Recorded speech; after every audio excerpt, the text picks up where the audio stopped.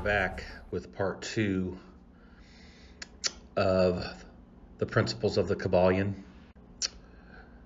The number 2 principle is the principle of correspondence, which states, as above, so below, as below, so above, as within, as without.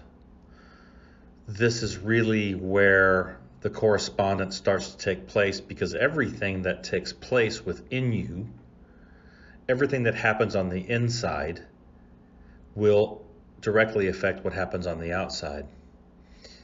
And this is a powerful truth to understand, because the kingdom of heaven is within us, right? So all is within. So as we embrace that truth, as we come to an understanding of that truth, of this eternal axiom, we start to have, some real experiences. This is where, some really powerful experiences start to take place, with synchronicities, with things that just start to unfold in your reality field in context to something that you were thinking or experiencing or feeling, a person you were thinking about, whatever it may be, and then that pops up into your field relatively fast. And, it takes time for things to synchronize, but again, we are trying to understand who the hell we are. And this principle gets back to that understanding of who are we? What are we doing here? What the hell is going on? So as above, so below, as within, so without. The principle of correspondence states this. This principle embodies the truth that there is always correspondence between the laws and phenomena of the various planes of being and life. The old Hermetic axiom ran in these words: as above, so below, as below, so above. And the grasping of this principle gives one the means of solving many a dark paradox and a hidden secret of nature. There are planes beyond our knowing, but when we apply the principle of correspondence to them, we are able to understand much that would otherwise be unknowable to us. It is a universal law. The ancient Hermeticists considered this principle as one of the most important mental instruments by which man was able to pry aside the obstacles which hid from view the unknown. Its use even tore aside the veil of Isis, to the extent that a glimpse of the face of the goddess might be caught, just as a knowledge of the principles of geometry enables man to measure distant suns and their movements while seated in his observatory. So a knowledge of the principle of correspondence enables man to reasonably, intelligently, from the known to the unknown. Studying this monad, he understands the archangels or the archangels or the archangels. This principle of correspondence applied will bring understanding of the material, spiritual, and mental universe. It is the universal law that unveils that which is hidden. The heavens above are within us. As we begin to implement this law, it will bring true enlightenment and discernment as you start to uncover who you are. This is where you start to have synchronicities and mystic experiences as they relate to the first law of mentalism. It's the state of mind in which you are operating that will determine the flow in which you are perceiving. As you operate in this law, you can understand how much love and power exists within you. It will bring you to new revelations of yourself that possibly have been hidden for thousands of years. We don't really know who we are yet, but we're finding out. We're starting to uncover the mysteries of the unknown, that which has been veiled, that which has been hidden, that which has been overlaid, that which has been manipulated, that which has been controlled, that which has been locked down in our consciousness. And this is the time for these eternal axioms to come online within us, so we can begin to understand what these cosmic laws and principles represent within us, and how they've been used against us, and how we can flip that and start to perceive and understand how to use these principles, how to wield these principles like a sword of truth within ourselves. This is the power that we carry. The power of all is within us. The power of the universal truths, and how we can wield these truths to better not only ourselves as human beings, but bring this technology online to a place where we will begin to experience the supernatural. This is how we will begin to work in the hidden, in the unknown, in that which has been veiled, because it's all within us. All of this is within us. And if we can begin to have this truth as a real working knowledge. When I say working knowledge, I mean knowledge with wisdom applied. That's what the word gnosis means. It doesn't just mean knowledge, it means experiential knowledge. It's a Greek word. So it's actually experiential knowledge of truth. That's what gnosis is.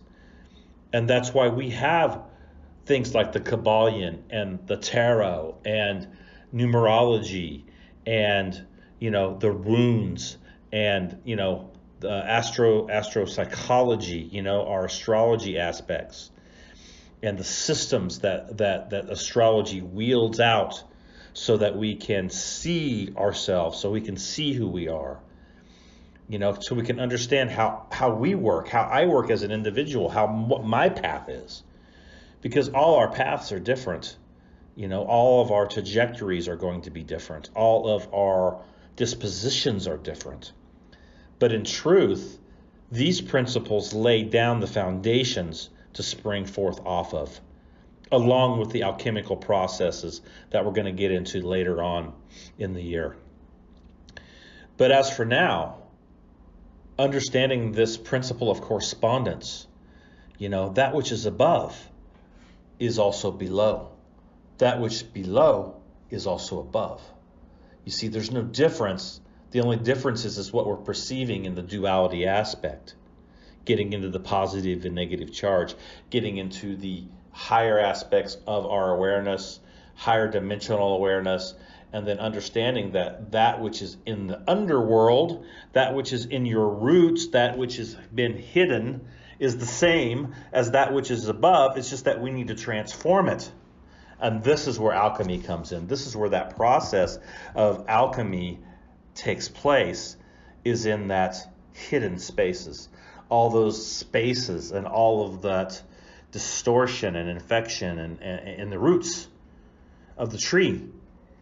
And the roots of the tree is really what needs to be healed so that the tree structure can come online, and that our true energy force that we're wielding, our Merkaba field, spindle, whatever you want to call it, is being activated in alignment and not hijacked by the phantom matrix and by the systems of domination and control, where our state of mind is hijacked on a daily basis.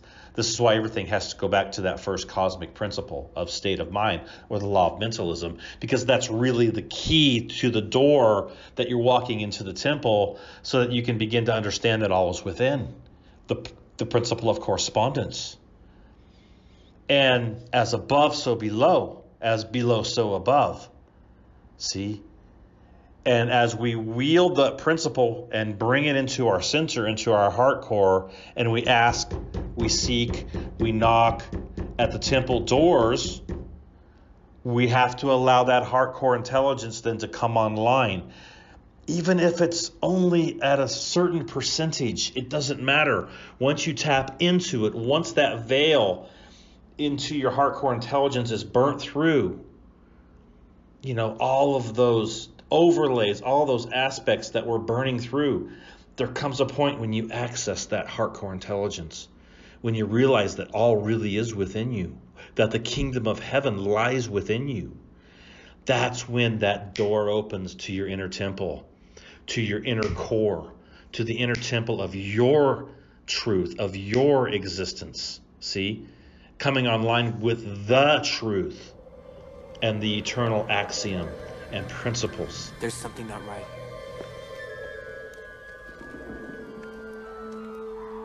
I feel cold. That place is strong. But the dark side of the Force, a domain of evil it is. And you must go. What's in there? Only what you take with you.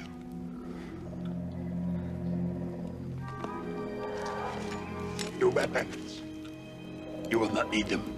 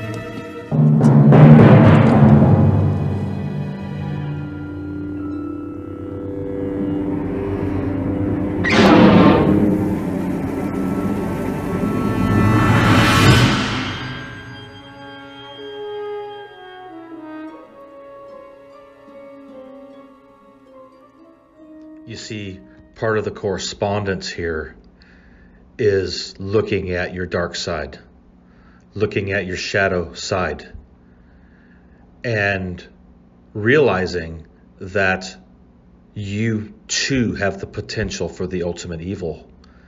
And that is something that we have to embrace with this correspondence, knowing that our shadow aspects need to be looked at.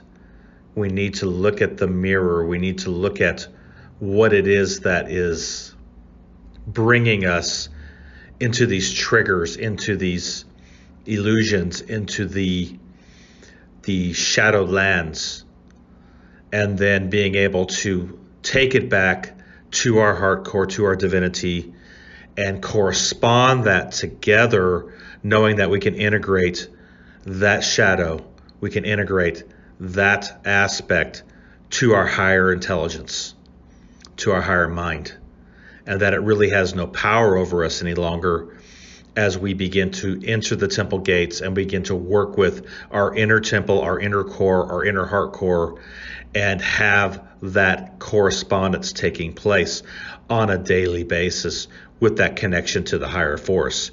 You must, it's imperative, you must look at your shadow side. You must do that work within the inner core of your temple, transmuting through your heart core intelligence, to your heart core space. This is how we're going to change things here in the reality field. This is how we're going to manifest the aspects that we want to see take place with not only ourselves, but to the collective of humanity itself.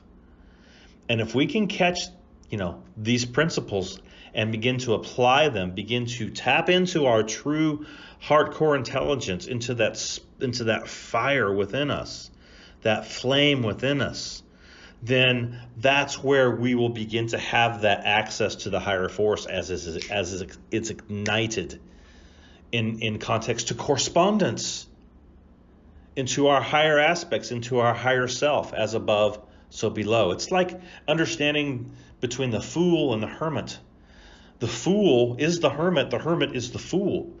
As above, so below. They're both on the mountain, but they're wielding different consciousness. The fool doesn't know what's up yet. He still has the baggage that he's carrying. He hasn't accessed his heart core intelligence. And by the way, the correspondence to the fool is Uranus. See? Uranus, that 0 point higher aspect, getting into the 11th gate, getting into Aquarius, and that bridge to Pisces, the shaman. This is where the Fool card corresponds to in context to planetary alignment. And if you take that to the Hermit, what does the Hermit correspond to? To Mercury and Virgo. See, it's the 6th gate. And it corresponds to Mercury. So when you start to understand that that's the lower octave to Uranus. But why does the Hermit, why is the Hermit correspondence to Mercury that lower octave? Because that's what needs to happen here on the ground in context to gamma waves, what we're communicating, what we're putting out there on a daily basis, the things that are moving fast, the things that are moving quickly. And this is why we're wielding that connection between Uranus and Mercury, and then that's our higher aspects, our higher self, as above, so below. So below as above. This is the correspondence between the octaves. This is what we need to understand, to know that all of these arts of gnosis connect together. They all have connections to each other, and it's like it weaves then when you start to connect those arts of gnosis all together within your life, and you start to work with all of these, and you have that intuition of the high priestess coming up inside of you because you've went through the temple doors of the high priestess out, because that's the card to the fool, the next card to the fool, which is correspondence to what? The moon, or your emotional body, your GPS, how you're navigating things, your intuition. If you don't go through those temple doors to the high priestess, the magician will just be running amok with his ego, and that's where the dark bullshit comes in. So this is why those cards need to be flipped. That's one reason anyway. So when we're getting into that as above, so below, just look at the 0 to 9 path on the tarot. It'll tell you right there all the planetary and gate technologies, Stargate technology is all there on the 0 to 9 path. It goes right into it, man. It goes right into it. And if you study that, you're going to see this principle of correspondence taking place with the tarot into astropsychology, into all the other arts of gnosis as they come alive within you. You got to understand, these sciences are alive. So when we come into these truths, they become alive within us. And that life force then starts to what? It starts to expand our consciousness in correspondence to what's going on within us. And as that begins to happen, that begins to manifest on the outside of our reality fields as individuals to the collective. This is where we input the life force of truth, the life force of love and power, the life force of the higher force within us. And we inject that into the reality fields, and it becomes alive inside the mind of all. Taking it back to the first principle, state of mind, law of mentalism. Alive! It's alive! It's alive! This stuff gets me excited because I see it. I see how it works. I understand it. I'm applying it in my own personal life. I wouldn't be sitting here teaching it if I knew that it didn't work, because I wouldn't give a shit. But I know that it works. I've wielded it. I've put it into manifestation. I've seen the manifestations of the Spirit happen outside of myself. And in past times, it was just because I was doing the right thing, but I didn't have the understanding of it. But it still manifested itself because my higher aspect, or my unconscious, subconscious aspects already knew. It already knew. So that's just coming, and we're opening that corridor up, that portal up between our conscious, subconscious, and unconscious mind here. This is the principle of correspondence, because as above, so below. So everything that's in that unconscious, subconscious aspect that needs to be healed, reconciled, resolved, is going to come into the light, and we're going to edit it. We're literally going to edit our subconscious with this principle of correspondence as we come to the understanding that all is within us, and that everything that is happening inside of us, there is nothing that's going to happen outside of you that doesn't happen inside of you first. Nothing. We're coming into that correspondence. We're responding. Respond. If you look at correspondence, there is a beautiful word in that. It's called respond. See? Take action. See how it works together as you self-actualize. Use your imagination within yourself and your intent to that self-actualization, wielding that sword of truth out of your mouth. The sword comes out of your mouth. This is how we wield it. And we also wield it with our actions to intent. And then we see the big boom on the outside as it manifests in real time. This is the principle of correspondence. This is how it works. It's an embodied truth. It's the embodiment of this principle that brings life. This is what we move and live and have our being in. This is natural law. This is how it works. This is understanding the golden rule. The principle of correspondence. As above, so below. As within, as without. I want to encourage you. You can do it. I can do it. We can do it together.